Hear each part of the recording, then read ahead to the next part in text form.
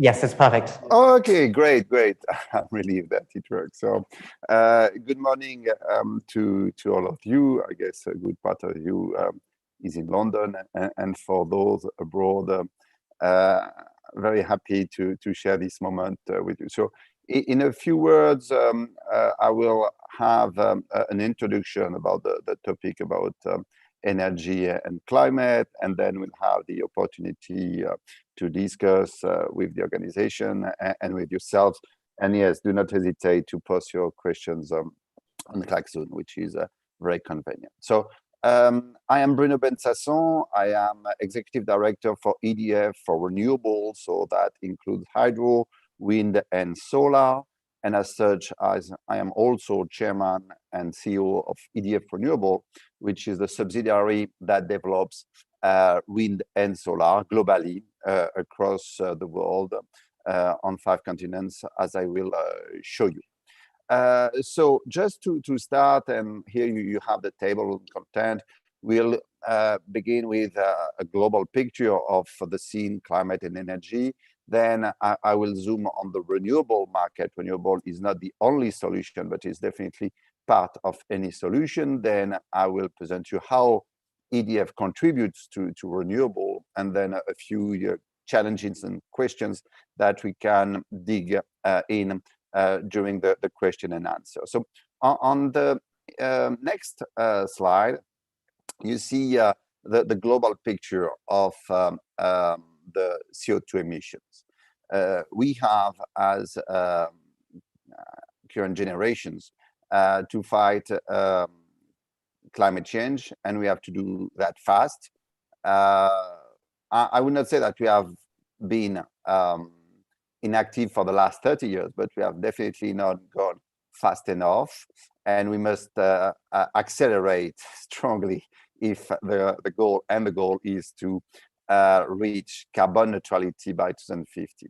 So when you look to carbon emission, and that's what you can see on this chart on the left part of the slide, a good part of the greenhouse gas emission is coming from the energy. I would say the vast majority. Not only, you find also some in the industry, like the cement industry. Even when not using energy, the chemical reactions generate some greenhouse gas, and a good part also in agriculture, forestry, livestock, which also generates some other forms of greenhouse gas. So that's the challenge of our generation. We believe it's possible. It won't be without effort. How to do that? It requires first some energy efficiency. We cannot have as much energy consumptions by unit of GDP if we want to tackle climate change. We have to develop the use of decarbon electricity in many usages, industry, transport, buildings, where the vast majority of energy at the moment is oil and gas, sometimes coal. So we have to make this shift on the downstream, on the way we consumers or corporates use the energy. And last, not least, we have to fuel these new usages of electricity with low carbon or no carbon primary energy, which are nuclear and renewables. So 34% of global electric capacity is currently renewable, and it has to go by far. So that's for the global scene. Now, if we discuss more into the detail on the next slide of the contribution of renewable, thank you. Yes, the renewable, and here I zoom on the wind and solar, not because hydro would not be important. Hydro is very important, but it's already very mature. And now it has been developed in the previous century, and it's increasing at a limited speed, let's say 0.5% per year. On the contrary, wind and solar are not mature yet. They're really booming, growing much faster than the general economy. You can see it on that slide.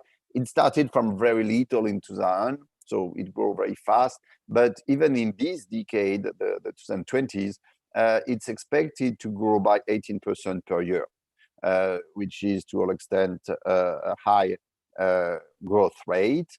And that's the way we expect wind and solar, which has a limited part of the electricity capacity or the production in the 2020 to take a larger and larger role during the coming decade. So we are experiencing this fast growth for several reasons. And one is the climate commitment of the largest economies. It took time, but it's now here.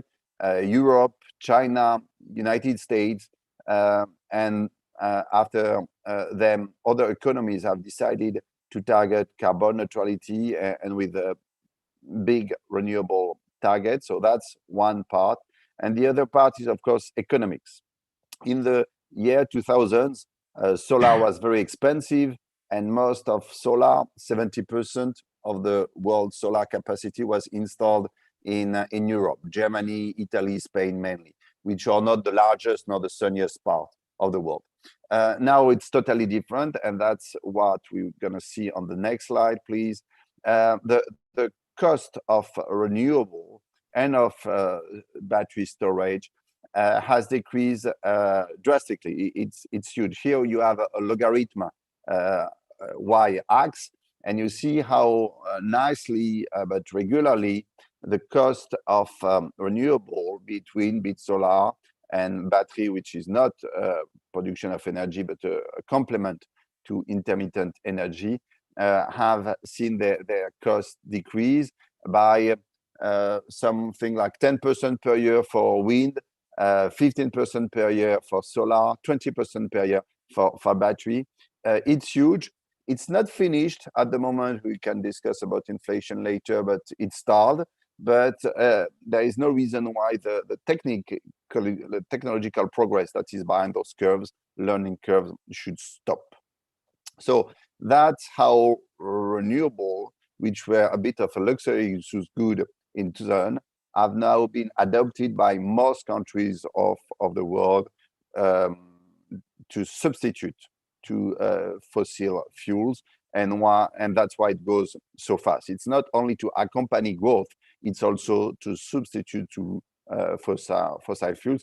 Even in Saudi Arabia, the kingdom of oil, the kingdom has decided to switch electricity power production from oil to renewable, and to a lesser extent gas. So that's I would say, the technique and economics behind the development of renewable.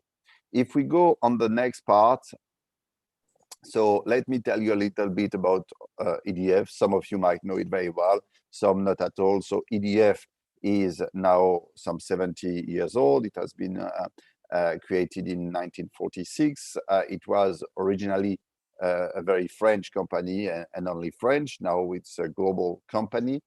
We have 167,000 colleagues, and we are present all along the value chains of power production. So in the generation, in the power plants, in the transmission and distribution, large and smaller networks to bring the power, the energy from the production to the consumer, trading and energy sales to sell to the final customer, corporates or households, and on top of that, energy services to help our customers to consume less and having nevertheless the same satisfaction.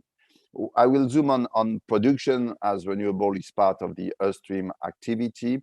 So on those two charts, you will see the share of renewable in our global mix. So nuclear in blue, renewable in green, in yellow, the thermal part. You have the capacity and the energy. Some of you might be familiar, some less. So I explain the figure and give order of magnitude. So 120 gigawatt, it's the capacity. It's how much you can deliver at one moment, at one given moment. The maximal consumption in France, to give an order of magnitude, is 90 gigawatt. So that give you a flavor. But those capacity to produce, they don't produce full speed, full load every hour for different reasons. So the energy is the energy that you would produce in 1 year through those capacity. So typically you can see that on average our capacity run 4,000 hours per year. A year has 800 and a few 8,000 and a few hours in the year, and we run 4,000 hours per year. So that's how we go to this energy. So renewable, they account today for 25%, a quarter of EDF full capacity, and you will see it's on a fast track to go. With that, we generate 85 billion euro of revenue, and we serve 38 million customers. When things go well, we have a nice EBITDA and net results. This 2022 year will be very difficult for us. It's public. I can come back on that if you wish during the Q&A, but that's not really the purpose of this discussion. On the next slide, you will see the commitment that EDF has taken in this different activity in terms of fighting against climate change, developing our customer base, having a global footprint. Our purpose, we have tried to translate into words our purpose, and I just read it. It's to build a net zero energy future with electricity and innovative solutions and services to help save the planet and drive well-being and economic development. So it's a matter of conciliation. We want to have on one side the preservation of the planet, but consistently keep with well-being and economic development. The challenge, of course, is not to sacrifice one for the other. It would be, I would say, too sad or too easy. It's really a matter of conciliation, and that goes through commitment, through innovation, through energy efficiency, through investment. We can develop that. For renewable, we have in 2015 set this CAP 2030 strategy, whereby we intend to double our capacity from 25 to 50 gigawatt, and it happens that we were a bit quicker. So last year we decided to go from 50 gigawatt to change it to 60 gigawatt, and we are on that track of fast speed. We had 25, let's say 20 of hydro, 5 of wind and solar, and we are now at 35 and on track to go for 60. So it's a challenge, but it's very exciting. The teams are very motivated, passionate with this development, which is both serving industry and people and planet. So we like it. How do we do it across technologies and geographies? We're going to see that if we can go on the next slide. So here you have the global footprint. So I was saying a quarter of our group capacity is renewable, which is 35 gigawatt. Out of those, you see 2/3 of hydro, 1/3 of wind and solar, and across the 5 continents. Hydro is very much European, and we try to and develop it in less mature geographies. In Latin America, in Africa, at the moment we have a large construction in Cameroon. In Asia, we have a nice operating plant in Laos, serving also Vietnam. And on the other side, wind and solar are much more global. You find a good part in Northern America, USA being the first economy and an early mover. But not only, we aim at having, let's say, 3/3, 1/3 Northern America, 1/3 Europe, especially France, no surprise, but not only France, I can develop that. UK is a good part of our developments, Ireland too. And 1/3 of emerging countries or well-emerged countries, so in Latin America, Africa, Asia, from the Middle East to China, which is, of course, a large market. not forgetting India, which is also a very large market. So with this presence, we are an important player, not the only one. That's not the purpose. There are very fragmented markets, but we are the first one in France in hydro, wind, and developing fast in solar, joining the head of the race. We are also number one by capacity in European Union, and we are one of those five international players with the Italian Enel or the Spanish Iberdrola who play the global game. There are also, to be complete, some very big Chinese company, but they don't exit so much China. Very big US companies, but they don't exit so much the US, and a large Saudi company, which is also developing abroad, but not yet in the top 5. So that's for the footprint. And if we go more into, so that's for the current situation. If you look to our dynamic, so we have a balance acceleration. You see it's quite a quick one. You can see that on the left part of the slide. We were at some 6-7 gigawatt in 2015, and now we are at 12, and we expect to be around 21 in 2024. So you can imagine for a company and for an industry to multiply by 3 or more in those 10 years is a very favorable track record and ambition. I said we have this across the world and in those 3/3. In terms of technology, we are also rebalancing in terms of technology. We used to be very much in wind onshore, as wind onshore was the only really competitive technology 20 years ago. Now it's much more balanced. Solar is, let's say, 50% of our development, and wind and solar, wind onshore and offshore are the other 50%. It depends how you count. If you count in terms of capacity or in terms of energy, solar runs something like 2,000 hours a year. Wind are closer to 3,000 or 4,000. Hence, it's not exactly the same metrics, but let's say 50-50 between solar and wind. And for wind, let's say 2/3 of onshore, 1/3 of offshore at the moment. So that's our pace of development.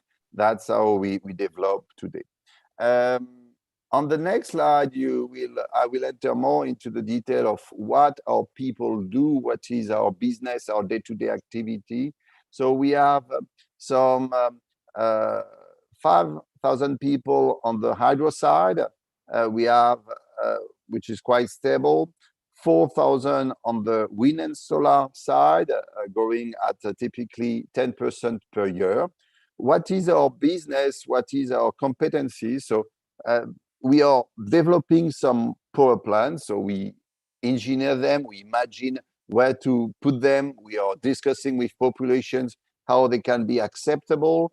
So that's the development phase between our solar. Then we build them, or we accompany the construction, the building of those plants, because we have supplier. We don't work by ourselves. It's part of a value chain. And then, so that takes typically 2 years.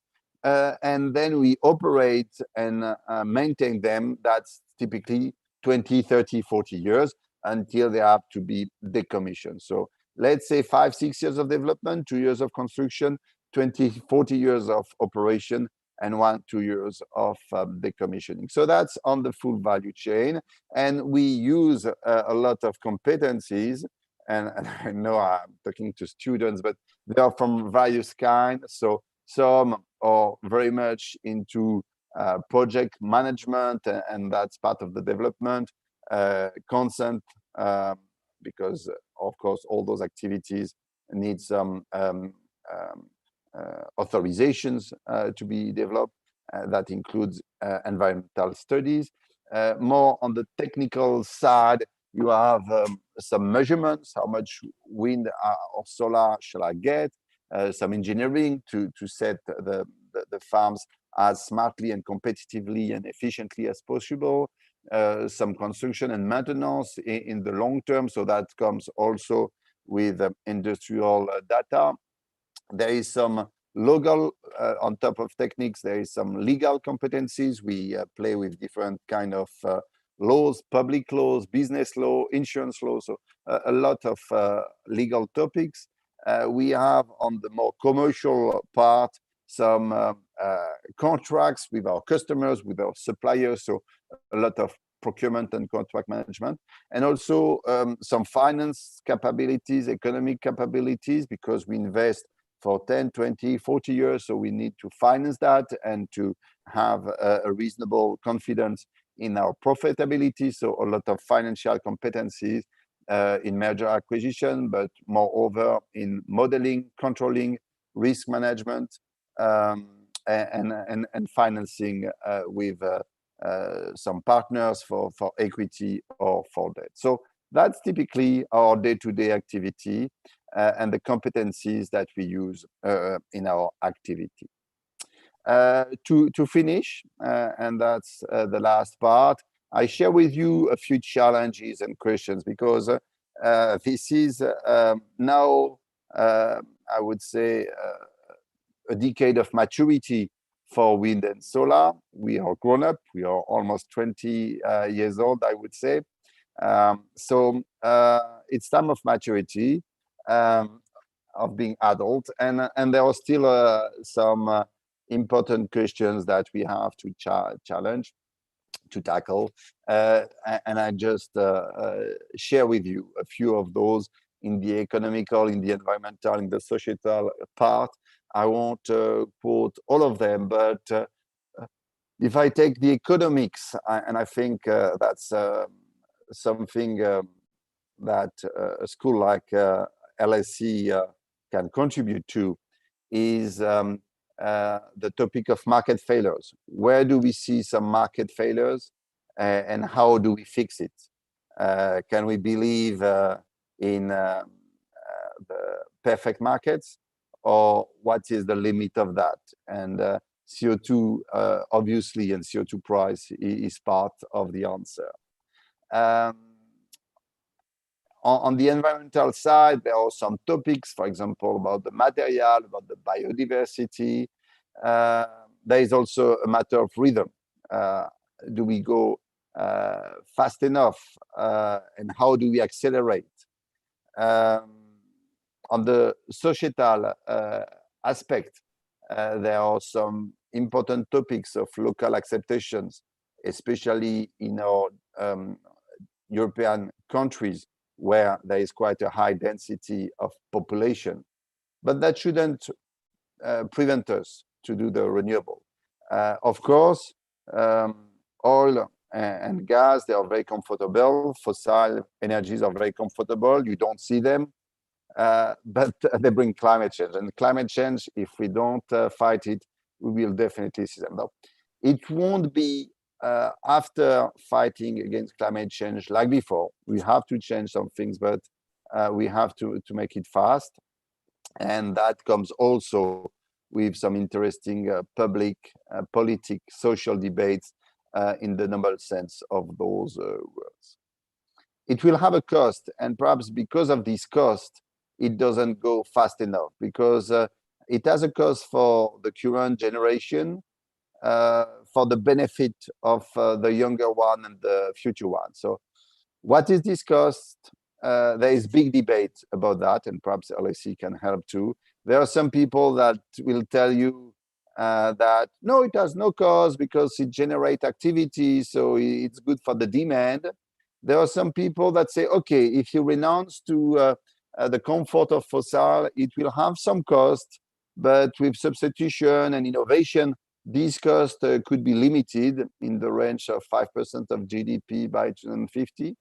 And there are some people that will tell you, no, it's impossible. absolutely impossible. We have to decrease because energy and GDP are totally correlated, and you cannot go to carbon neutrality without giving up with the GDP progress that we have experienced those last, let's say, 50 years. So it's not about how much growth, but how much degrowth in the Malthusian way of thinking. So that's the typical questions that our sector is still experiencing. And sometimes us as a company, for example, when it's about local acceptation. So I will stop here in those, let's say, 30 minutes. I think I respected the time. And the floor is yours for first the organization. Well, thank you so much. Thanks for the presentation. Thanks for being here. As a first question, I guess we wanted to ask, is there one recent project that you've taken on or acquisition that you're particularly excited about? Oh, there are many. Typically, we have 100 of projects or assets around the world, so it's difficult to pick one, but I will give you 3 very original ones that we develop at the moment. One is an hydropower plant in Qatar, in Dubai, in the Emirates. It's original because you could say, how can you develop hydro in a zone which is so dry? But we can because it's a pump storage power station. So it's really a storage equipment with a higher dam and a lower dam, and the water is just going up and down. Yes, there is a bit of evaporation, but there are big storms every year which help to refill the dams. And so that's something very original, and I like it because that shows that we can have a nice mix of solar. We have solar in Dubai and hydro to bring power for the full day. Solar is nice, but of course it runs only during the sun, so during the daytime. And with this pump storage power station, we complement it. We have another original project at the moment. It's in Peru, in the city of Iquitos. It's 500,000 people, so quite a large city. And to my knowledge, the largest city without access to a network. So it's in the heart of the Amazonian forest, and we are developing a mix of solutions to substitute to diesel, which will be a mix of solar, batteries, and a bit of diesel for ensuring the reliability of the full system. But that's a second project we are developing, quite original too. We have also some nice development with our colleagues of the Emirates in Israel, whereby we try to develop together. It's also a matter of international cooperations and friendships in the wake of the Abraham Agreement. So that's where we co-invest in a portfolio of activities. So that's the different kind of things, exciting things we do. But again, all across the continent, onshore, offshore, wind, solar, hydro, we have a good bunch of nice projects. Some come with challenge. We have at the moment large offshore wind farm that we are developing in Scotland. And yes, sometimes, as in any industry, you find some challenge because it's not so easy and you're in the sea, so you can have some challenge. Last week, and I will finish with that, or 2 weeks ago, we have a very excited auction in offshore also in the east coast of the US, on the shore of New York State.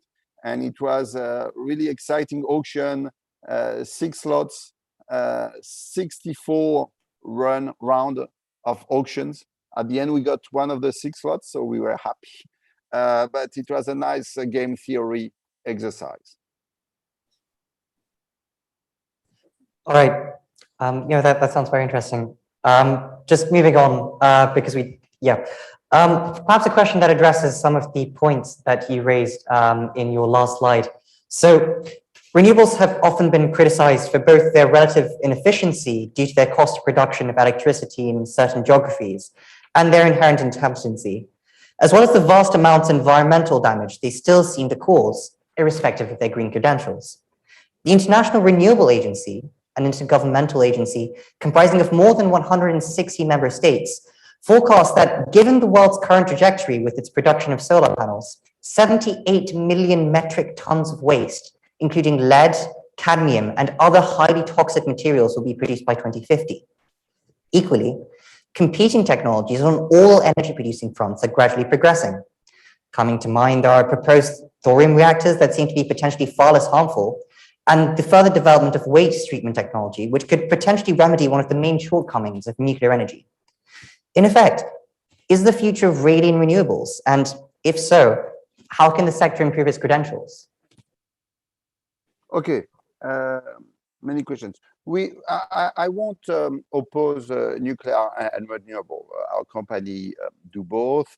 And when you exit you want to exit from 67% of fossil fuels, oil, gas, and coal, in only 30 years, I think you cannot afford to also exit from nuclear or don't count on renewable. It's a huge thing.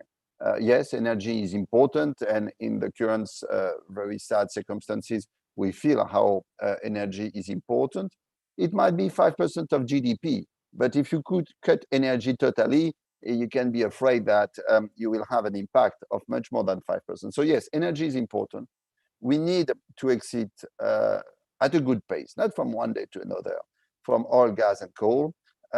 So I do believe really sincerely that we will need energy efficiency, nuclear, and renewable.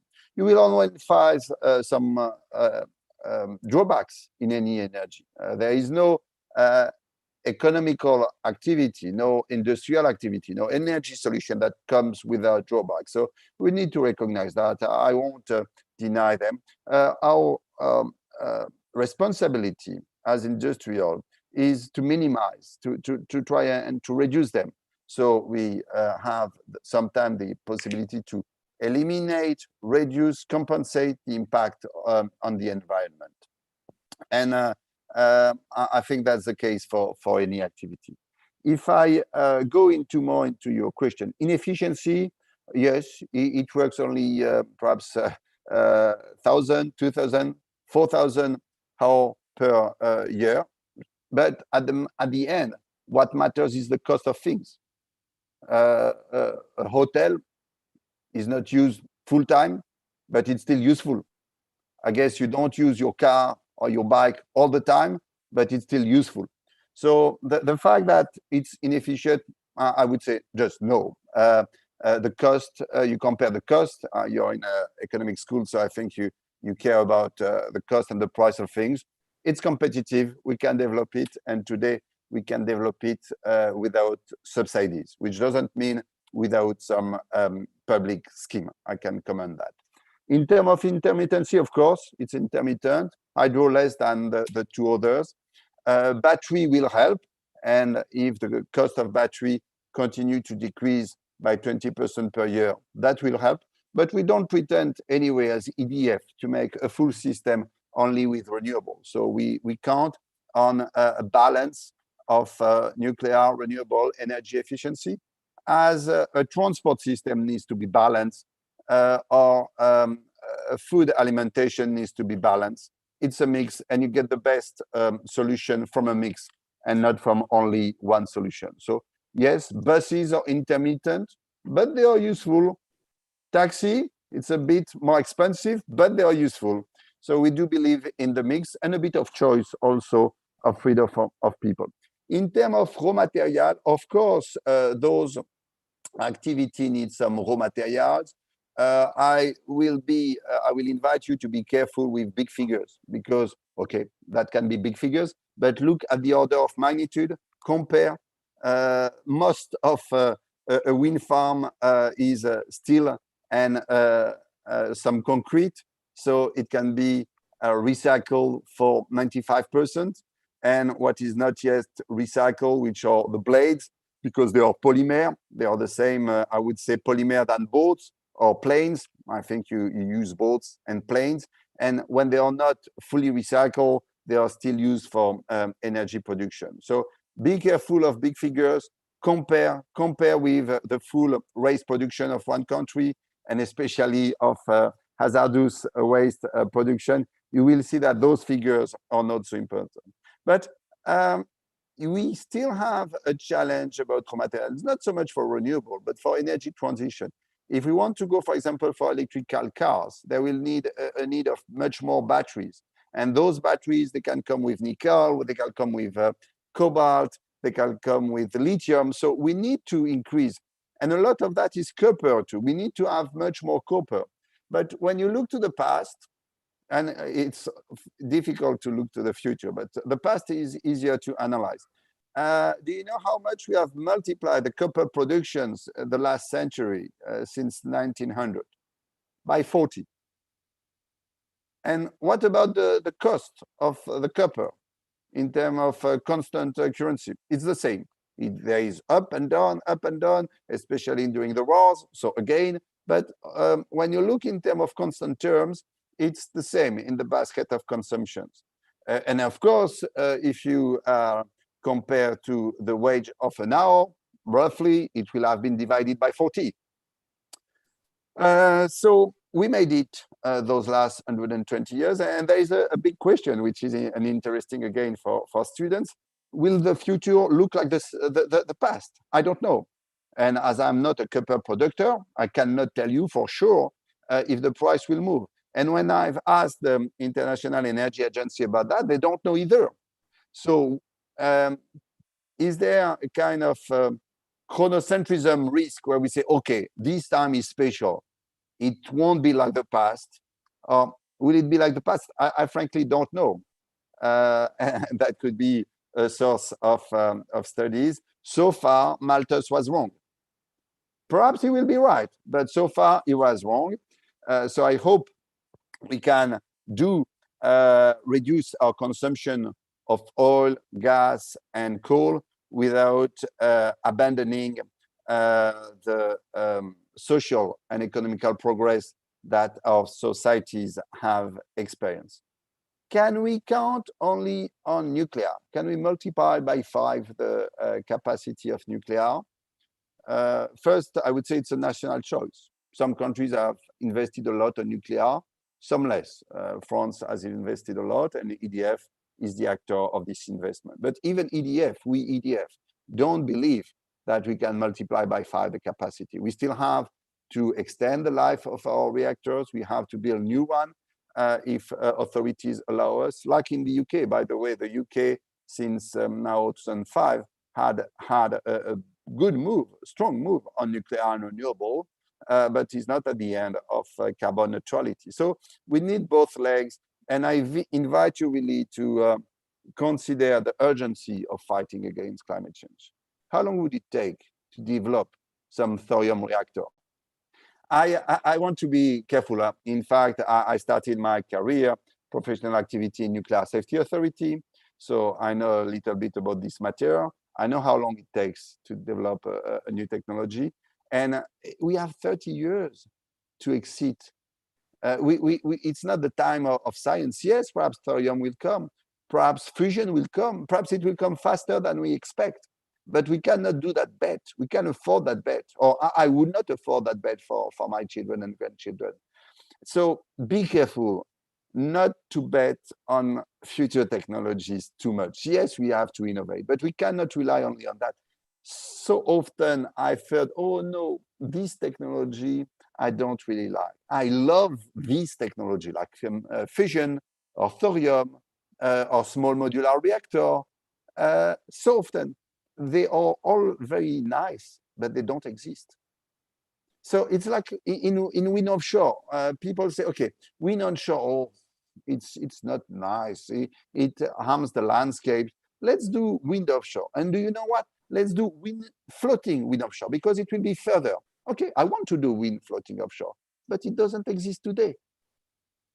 So let's be careful as citizens and as industrialists, not to take, I would say, the shadow for the prey. Okay, perhaps we will find those new technologies, but let's stick on what already exists. You were talking sort of a lot about the joint role of renewables and nuclear energy in the answer to that question. And I was wondering, how exactly does EDF Renewables interact with other divisions of EDF? I mean, for example, do conflicts of interest ever occur with the non-renewable energy side of the group? It's a good question. I think there is an industrial part to your question and a cultural part. On the industrial part, I think we are complementary for different reasons that I will develop. One is very technical. Hydro is, I would say, supplying nuclear with water. So we have to be careful how we operate our hydro dams so that our nuclear reactors have the water they need to cool down. So that's one technical point, and we do that very professionally with our colleagues from the nuclear. Sometime also, for example, we develop some solar farms around nuclear plants. That's also a nice activity. And sometimes we have some knowledge topics like welding. There are some welding in nuclear, there are some welding in renewable, and to weld a big mechanical metallurgical pieces, it sometimes requires the same kind of capability. So that's for the technical part. Then on the complementarity, economically, nuclear is complementary to renewable because it produces a lot of energy in a very dense way. It doesn't take a lot of place and reasonably smoothly. I would not say it's not intermittent, but you can drive it, you can decide to speed up, slow down, and so we would call it an energy that you can pilotable in French. Renewable are complementary to nuclear because they have still a lot of room to grow. It will be difficult to add a lot of nuclear capacity. We need to extend, we need to add, to replace, but the capacity, the locations to do much more nuclear are not so many, even in France, not to talk about Germany or Italy or Japan or Saudi Arabia or the US. Many countries, there is not, hopefully, or luckily, the world is large. So renewable, they are intermittent on the short term, but they can grow in the middle and long term. Then you have the cultural question.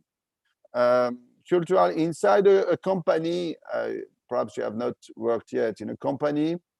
If things go well, people acknowledge that each and everyone is useful and complementary, like a bit in a rugby team. I played a lot of rugby, so I know that in a rugby team, everyone is useful. There is no really stars. The wages are quite similar, and at the end, we win or we lose, but together.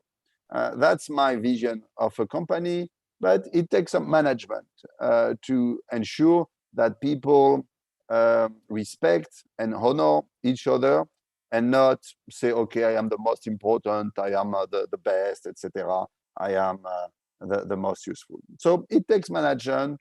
And unfortunately, 20 years ago, anti-nuclear people were very much pro-renewable and anti-renewable were very much pro-nuclear. And we still have a little bit of those old, useless, unrealistic, I would say, intellectual conflict, mostly outside of our company, but I would not say there is no track of them inside the company. So I would say that the glass is largely full, let's say 80%, but we still have some work to do to make this team spirit complete. So, did I answer? Yes, I think so. Thank you. But I think still going a bit more into the management side of EDF Renewables. I mean, you know, previously you're talking about how you don't like speculating on the future, but maybe one thing I think which we can all agree upon is that, you know, at least in a somewhat optimistic version of our future, we're probably going to have, you know, a fully renewable economy. And so this, I would imagine, would lead to EDF Renewables taking an increasingly large weight within the group. In this context, how do you see the continued role of the CEO of EDF Renewables as a subsidiary of EDF in the future? Or in other words, do you think the group will get reshaped or is already being reshaped because of this trend? And how does it impact your mission? Okay, so future, it's good, and I love to think about long term. We have to distinguish between the decisions that we have to take now and the one that we have to take in 30 years. So we don't have the information that we will have to in 30 years, but there are still some decisions that has to be taken today. That's real life, or it will be too late if we wait to have the full information. We won't ever have the full information. So that's how company works. That's how state works. By the way, I've worked a good 15 years for the state. So you take decisions in uncertain environments, and perhaps the future will be 100% renewable, but which future? In 50 years, 100 years, 200 years? I don't know. If thoriums and fusion takes place, if fusions works, there is as much energy from tritium and deuterium in a liter of salted seawater than in a liter of oil. So it changed a bit the geopolitics and the topic, but we don't have it yet. So I cannot say, and I will not say that the future is 100% renewable. I really hope that we'll stop using the fossil. They had been accumulated by Mother Earth for 500 million years. We have used them for 200 years, too fast, and we have to refrain from doing so. So yes, in terms of primary energy, there is, if you put fossil aside, nuclear and renewable. I don't find it useful to say that the future will be 100% this or that. I don't know. And on the contrary, to say that we will exclude nuclear, or we will exclude the renewable, makes tensions up again. The reason why pro-nuclear or anti-renewable is because some of them is because they are afraid to go down to zero. So I don't believe in that. The future will tell. For the moment, for the coming decades, and we have only 30 years to go for carbon neutrality, we need both. Again, when you want to exceed from 2/3 of fossil, you cannot afford to be too difficult with nuclear or with renewable. On the role of EDF Renewable in the full company. Oh, let me charge the. I need 1 second.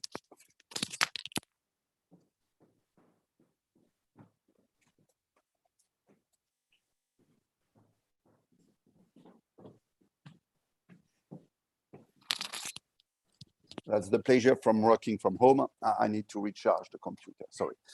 So inside the company is the same. Yes, we are taking a larger role, hopefully, luckily, because renewable 10 years ago were not so big. So yes, we are doubling. We are doubling in 15 years. Not everyone is doubling for 15 years, but we hope the nuclear can be also extended and renewed. So there are nice activity in production, network services, like in a rugby team, forwards, the medium, and the backwards. Does it will it lead to reshaping the group?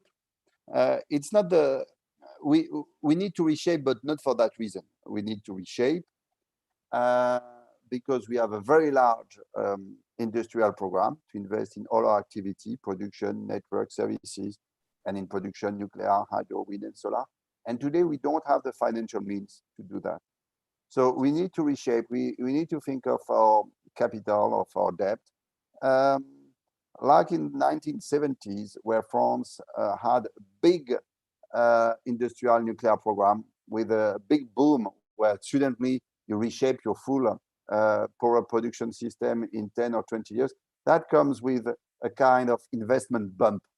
So how do you finance this bump is a topic. So that's where we have proposed a project called Hercules 2 or 3 years ago. It did not go through, but there was those kind of reshaping where part of the group and the mother company was nationalized and would have kept 100% of nuclear and hydro, and other parts would have been, like EDF today, open to public capital on the stocks for the rest, with some shares to be discussed.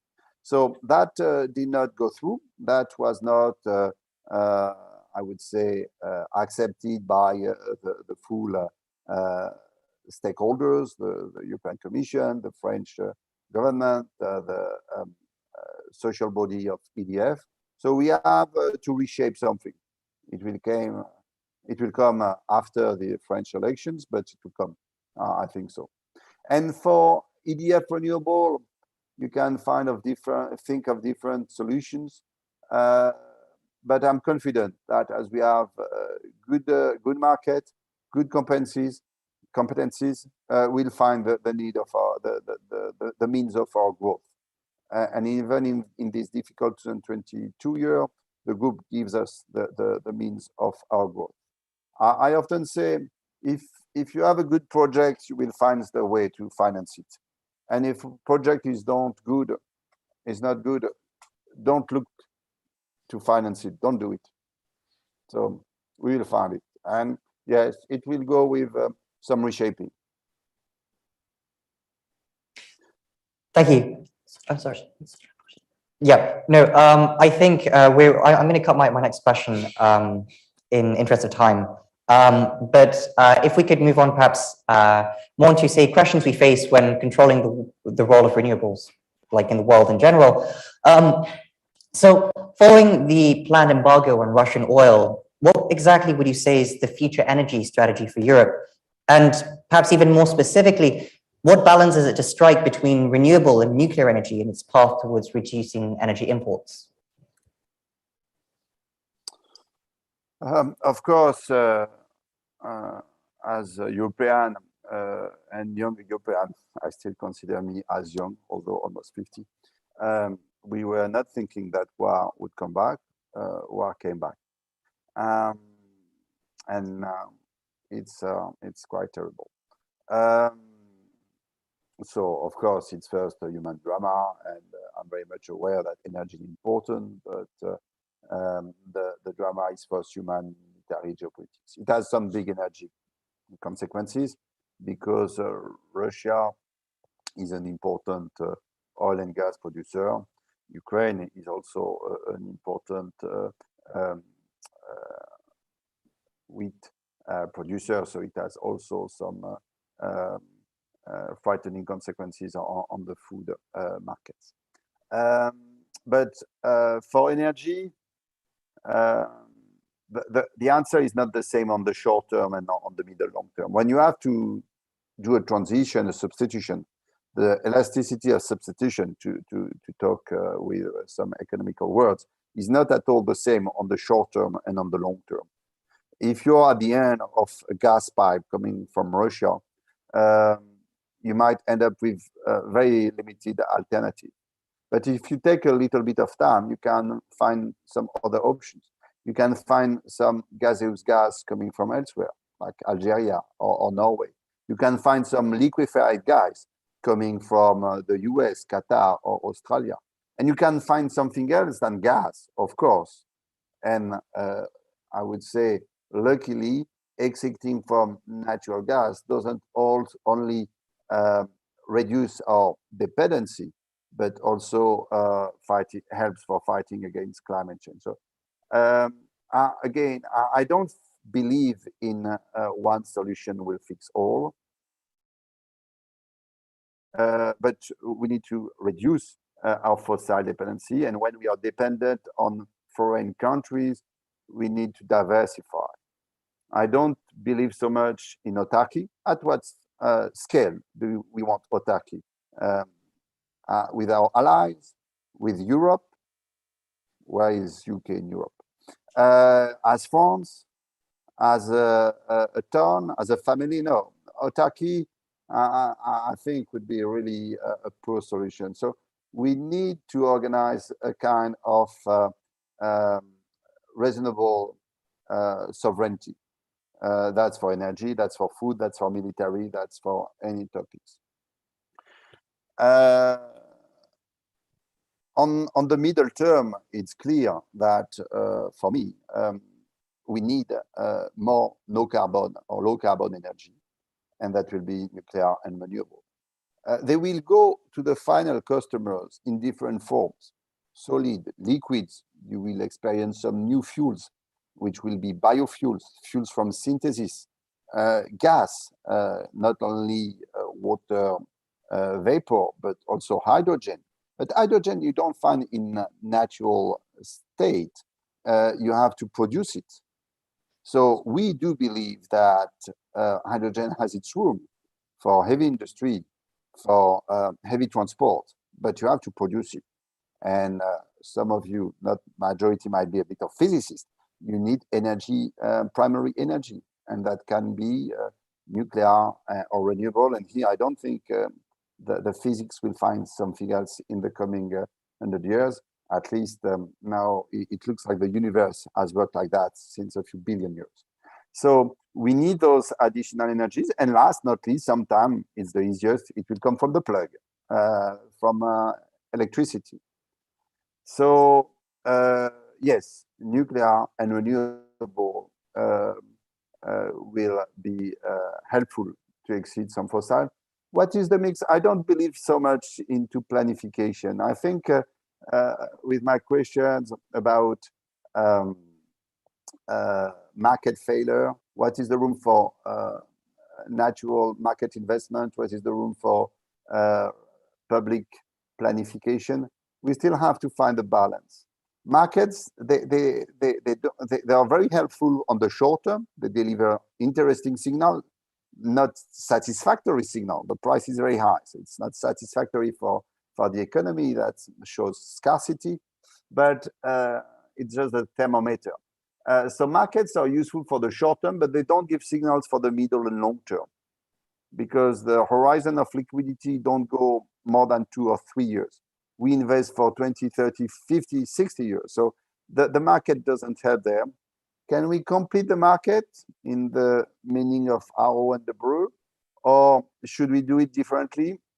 I will be very pragmatic. So, but for the moment, the experience of planification, I think we need it. The states, European Union and the states have to do something to try and remediate, compensate the lack of market in the long term, but without fixing too much too early.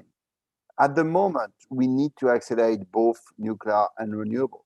You have an equation where you have 2/3 of fossil. If you want to exit in 30 years of 2/3 of fossil without giving up with economical growth, social prosperity, you need, again, energy efficiency, nuclear renewable. We need to accelerate. I'm not so much interested in fixing new objective to 2050 and discussing, is it enough, is it not enough? We don't meet our targets today. So you can discuss a long time for new objectives. What matters for me as a practitioner is to accelerate so that we keep a good chance of meeting the targets. And the faster we go, the better. Because if you take Europe, we have done some stuff in the last 30 years, but not fast enough. The new European Commission Fit 55 program is quite courageous. I don't know if it will be accepted and delivered, but it's quite courageous. What does it say? That between 1990 and 2030, we need to reduce our emission by 55%. So let's start with 190. We need to be at 45 in 2030. Today, where are we? We are at 70. So the last 30 years, we have reduced from 100 to 70, let's say 1% per year. Now we have in 8 years to go from 70 to 45. I'll let you do the math, but it's 3 times the speed. And for the following decades, 2030 to 50, it will be even faster. So we just need to accelerate. And there is really the need for both. And it will depend on countries. Some countries have a lot of renewable of different forms, some have less. So perhaps Sweden or Norway or the UK can do a lot of wind offshore and of hydro. Of course, Spain, Portugal, Greece, Italy will do more of solar. Nuclear, France will do a mix of nuclear and renewable. I don't know where Germany, how Germany will do. It's still to be written. I'm sure there will be a lot of renewable, but if they want to exit from nuclear and from coal, and now from Russian natural gas, it becomes quite a challenge. So you can count on hydrogen, but as I've said, hydrogen doesn't come from the nature, or you go to the sun to find it. It's a bit far. So you need to produce this hydrogen. Okay, do you want to import? Do you want to create new dependency? If it's cheap, why not? But it's new dependencies. How much do you rely on partners? Which partners? It's up to every country to choose. But I would say with consistency, not betting too much. Europe is a nice project, but every country cannot count on its neighbor to import. As I guess you know, there is a simple rule in economics: export plus import equals 0. So if some people intend to import, there must be some people that export. So for power, you cannot expect everyone to import. Thank you very much. Thank you. So as we leave fossil fuels behind, the transition towards renewable energies becomes increasingly important geopolitically. In the same way that some countries gained soft power through their supply of fossil fuels, do you think that we'll see a similar development with countries having more favorable conditions for renewable installations? And if so, which countries or regions might these be? Possibly, absolutely. The nice things with renewable is that they are more spread. So you have naturally more diversification, less marketing or bargaining power, and perhaps that will lead to more peaceful trade. Because you have hydro in many places, you have wind in many places too, solar everywhere, although there are some clouds sometimes. Geothermal is much more scarce. You have it in Kenya, you have it in Indonesia, you have it in Ethiopia, but not so many places. You have it in Iceland, of course. And biomass, you have it a lot of places too. So, but we need to be careful with food, because energy is nice, but food is even more important for life. Yes, I think we can spread the renewable production. Can it be transported? Again, it depends on the form under which you transport. And that's why I said before, it can come in the form of power, hydrogen, liquids, etc. Power, you cannot transport for very big distance. You can transport it from the UK to France and from France to Spain, but you will not transport power from Chile to Europe. What can you transport from Chile to Europe? You can transport hydrogen, you can transport some liquids, so hydrogen or ammonia or some synthesis liquid. You rebuild a molecule of carbon of hydrogen, but instead of going in the ground to find your fossils and carbon, you find the carbon in the atmosphere and the hydrogen in the water. Of course, that needs nuclear or renewable energy to make those new molecules. So yes, we can see that, and different countries like Chile, like Saudi Arabia, closer to us, Morocco, develop such a vision.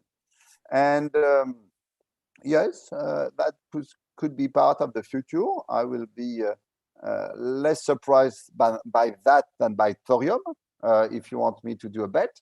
But it's not yet fully competitive. So for example, when you talk to Moroccan authorities, they say, you're welcome if you want to develop that, but please pay for it. Because hydrogen is at the moment more expensive than natural gas. Green hydrogen will be more expensive than fossil hydrogen from fossil fuels. So, okay, if you want, you're welcome, use our sun. But for the hydrogen, it's you, the customer, that has to pay for it. So it's possible, and at the moment, Germany, for example, is launching some interesting international program to try and see how it could work.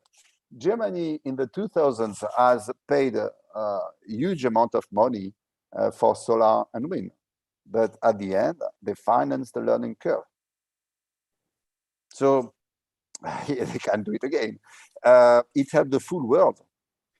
Did it help in German industry? Yes, for wind. For wind, we have a very strong German industry, German and Danish industry, Vestas and Siemens, I'm thinking of. For solar, the battle is not finished, but we are not, I would say, we are only at halftime. At halftime, China has taken a big lead. Okay, thank you. So how do you think that we as individuals could participate in the green transition? Do you think that we as consumers can have a real effect, or do you think the blame mostly lies with companies? Thank you very much for your question. It's a great question. I would say in economy and in politics, there is only people. State is people. Taxpayers are people. People that benefit from public services, they are people. Company are people. They are managers, they are workers, they are customers. So they are only people. So I really believe that people have to be aware that when you have to do an effort, like fighting against climate change, you cannot count on companies, on corporates, or on state to do the effort, as if corporates or state was not people. In your books, you will have seen some, how do you call it, utility functions. They are mainly for people. Okay. Then there come politics and the social utility functions, which is a nice one, and I also like it. But at the end, only people have some satisfaction or dissatisfaction. So, for example, I would not blame a car manufacturer for the emissions of cars. There are some factors, work and capital, and corporates use them to satisfy a demand. So yes, of course, the demand structure the supply. It comes at a cost of productivity, etc. Yeah, but yes, demand structure the supply. So it's all a matter of people, of consumers, of citizens, but it's a public good. That's where it becomes difficult. So I invite you to do the effort, but it's a vast, I would say, how do you call it, prisoner dilemma, international prisoner dilemma. And on top of that, it's a game between generations. but the next generation will play only later, and it will be too late for them. So in fact, we have to do an effort for them. It's not only for economical interest. The economic interest of all people would be, and I could be included in the old one, is just to continue like it is. So that's where come the nice intergenerational social function. And that's where come the need to have a public intervention that can take different forms. There is a big debate. Should it be some quotas? Should it be tax carbons? Should it be norms? What are the impact of that on distribution? How do you redistribute? But yes, of course, there is a need for intervention. And I would not blame the corporates. I would not blame so much the states. The European Commission proposal for Fit 55 is quite courageous. The question is, will it be accepted politically? The French law on tax carbon was quite courageous, but it was not accepted. There were the yellow jacket, if you remember, and it stalled. So yes, our generation, each and every of us, media, politics have their role to play. It's a big game. Okay, thank you so much. And as a final question to conclude, a lot of people in our generation are looking to make the most positive impact they can on the world. Would you suggest that working through a mostly private energy company such as EDF Renewables would be an effective way to do so? And perhaps you have a couple of words about what this path has brought to you.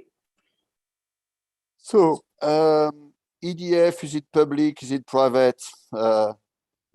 It's a mix, and it could change. We could be nationalized in a few months, so I don't know. I think I would not so much make the difference between public and private capital. And I've served public and private. I've served the state. I've served now a company, which is public-private, no matter. I do believe first that there are some public goods, and by the very nature of public goods, they can be world public, European public, national public, locally public. They are public by nature, and you need to serve them and to produce them, and that needs an intervention. That won't come by itself, and climate is a public good. So the public bodies need to fix the rule. They are kind of a referee in a game. But once the rules are clearly and smartly fixed, you can let the private actors play. You can internalize through prices, quotas, norms, whatever. And private is also part. If there is a good rule, but with no player on the ground, that's a poor game to look at. And at the end, I quite believe in what Adam Smith says about the butcher, or that you don't expect your food and happiness from the generosity of the butcher, but of its very interest. So yes, market and economics and private actor, that cannot work by itself, but when you fix it reasonably, it can work. And as student, I would say there is no only way. You have to follow yours. You have to listen to what is in your heart. You can be very happy in the public sector. You have to be very happy in the private sector. I do believe both are necessary. In my ideal world, which is not always the case, all public servants would appreciate the interest of having some private actors, and all private actors would appreciate the need of having efficient public services and public servants. Thank you very much. That concludes. And by the way, you're welcome in EDF and EDF Renewable. Great. I'll very fulfilling. my CV. But no, thank you very much. That concludes our interview section of the talk. I think we have a final 10 minutes for audience Q&A. Just a final reminder to all of you that on our Instagram bio, you can find the link to the Klaxoon page where you can ask all of the questions you want. And I believe we're going to share the screen with the current questions we have. And yes, it's up to you, Bruno, to pick the questions that you'd like to. Oh, they are quite small for me on the screen. So perhaps as you are closer to the student, if you can yourself pick the one that you would prefer, or Antoine de Chilas, which is who is supporting me. For myself, let me open the Klaxoon, but I don't want you to lose some time. So do not hesitate to pick one first. For myself, at 50, I need to make it bigger. Yeah. Can you hear the back of the room? 1 minute. We'll bring a microphone. Yes. Sorry, it's just a quick question. As a French citizen and as an expert in renewable energies, seeing that we have a presidential election coming up, just from your standpoint of expert in renewable energies, which candidate would you follow just on that point? That's a tricky question, and I will not publicly answer because as citizens in France, we are allowed to vote in secret. I believe even we have to vote in secret. No, and moreover, as a corporate executive director, I would not take that part. What I can say, and you will understand, I guess, between my lines, is that we need to accelerate. I think it's very important that every party takes the ecology into its mind. It's not a left or right topic for me. It's a topic of responsibility, of empathy, especially to the coming generation, not to mention the other species. So everyone has to take care of it. And from my experience, when you look to the challenge, the magnitude of the challenge, we need energy efficiency, nuclear, and renewable. And the debate that believe in only one solution, I think they are not useful. Now you can look, and I think you will guess. Thank you. Betty, do you want to pick one? Betty, do you want to pick one on the screen? Okay.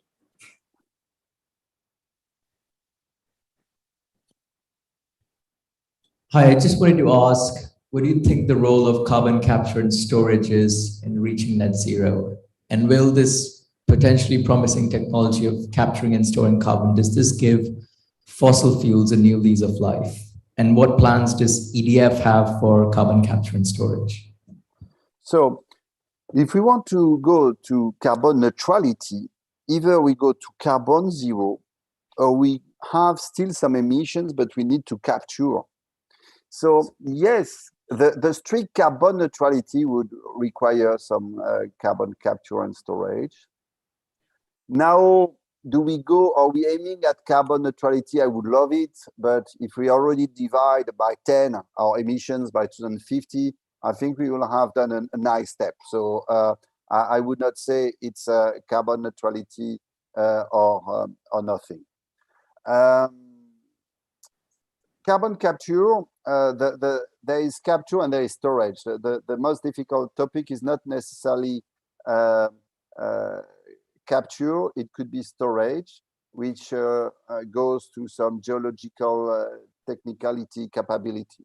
So EDF works on that. That could be part of the solution, but frankly speaking, we cannot rely only on that. We got another question. Give me 1 second.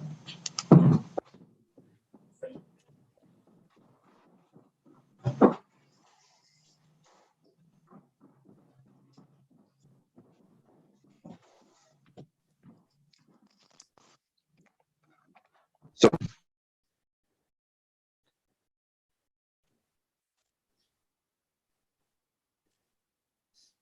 I think we're Hello? good. Yeah. Oh, yeah, Yep. yeah. Good morning. My name is Joey, and I'm from King's College London.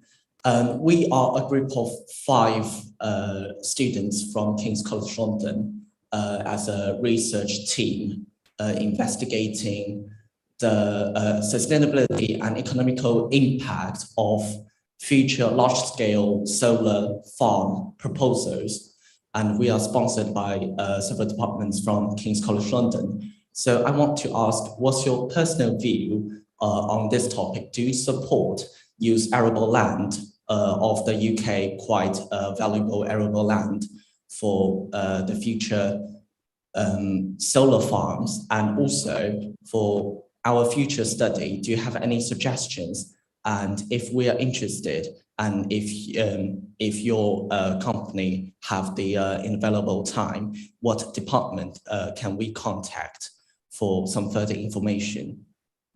Yes, absolutely. Please contact us, and through the organization and my colleague Antoine de Chilas, you will have the detail. And I would suggest to start discussing with our British colleagues, which are based somewhere between London and Edinburgh. On the less practical aspect, there is a topic about soil, occupying soil. Fossil, they don't occupy a lot of land, or not in our countries. So there is a topic about land. As I've said, food is key, so we cannot be enough careful about arable land. And wind, solar, they can take some wind, not so much, because there is a lot of space between the wind farms. There is another topic, which is landscape, but that's not your topic.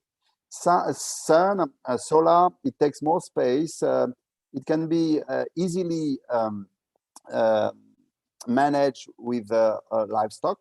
It's more difficult with culture, with crops, but it's possible either on, I would say, a smooth manner where you alternate solar production and crops, and or on a more technological manner where you introduce what we called some trackers, whereby the solar panel can look at the sun or not look at the sun, create some shadow or not create some shadow for the crops.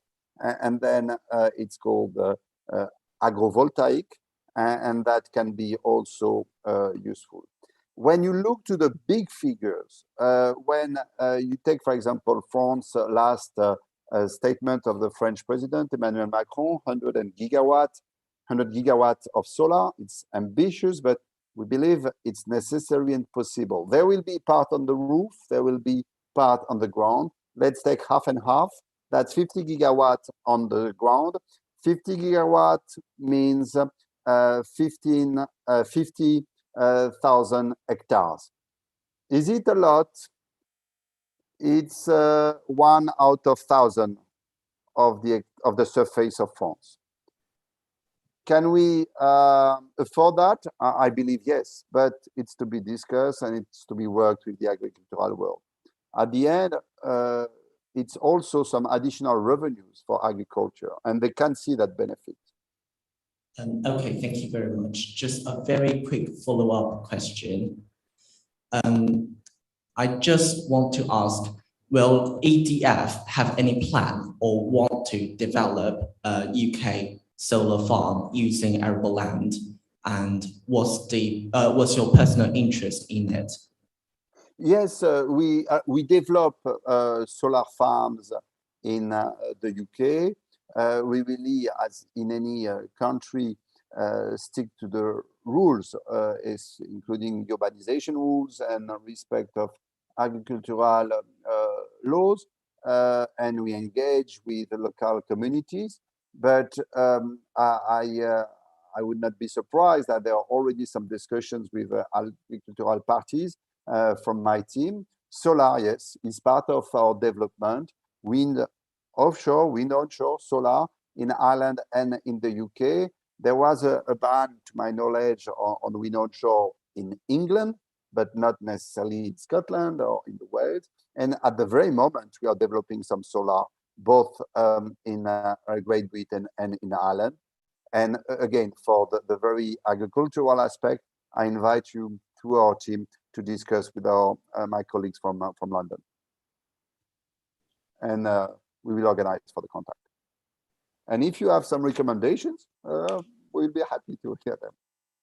Oh, thank you. That's very kind of you. Okay.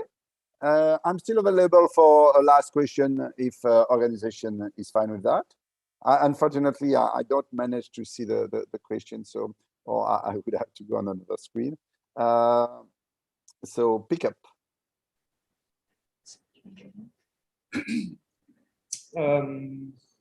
Wait, that's my question. Oh, yeah. In what ways are EDF renewables roles in France and England different? In what ways are EDF renewables roles in France and in what ways?